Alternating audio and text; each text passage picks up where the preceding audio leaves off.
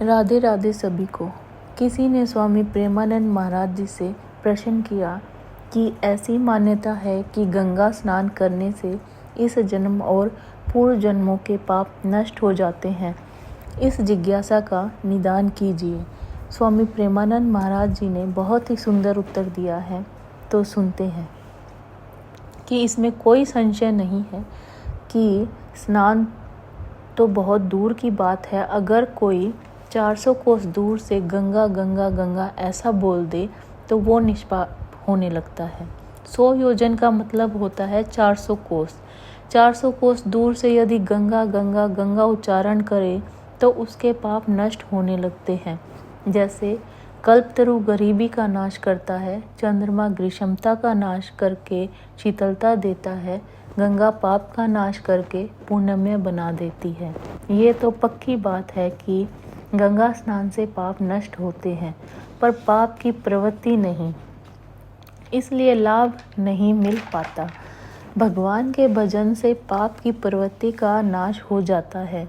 इसलिए गंगा को भी पवित्र करने के सामर्थ्य भगवान के भजन करो।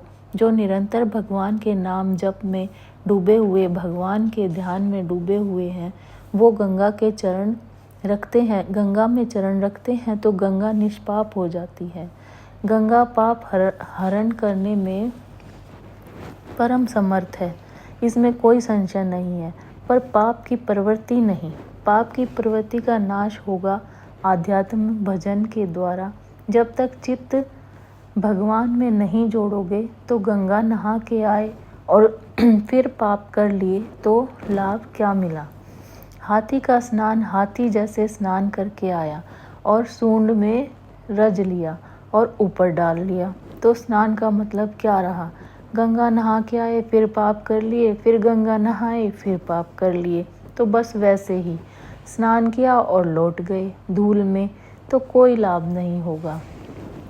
पाप की प्रवृत्ति का नाश होना चाहिए, और नाश होता है भगवान का नाम जप करने से और भगवान की लीला कथा सुनने से, भगवान के भक्तों का संग करने से, भगवान की प्राप्ति की लालसा करने से। और जहाँ पाप की प्रवृत्ति नष्ट हुई तो आप जहाँ भी हो गंगा के समान पवित्र हो, गंगा के समान पवित्र करने वाले हो, लोगों को पावन करने का सामर्थ्य रखते हो। वो महात्मा जो निरंतर अपने चित्त को भगवान में लगाए हुए है। धन्यवाद।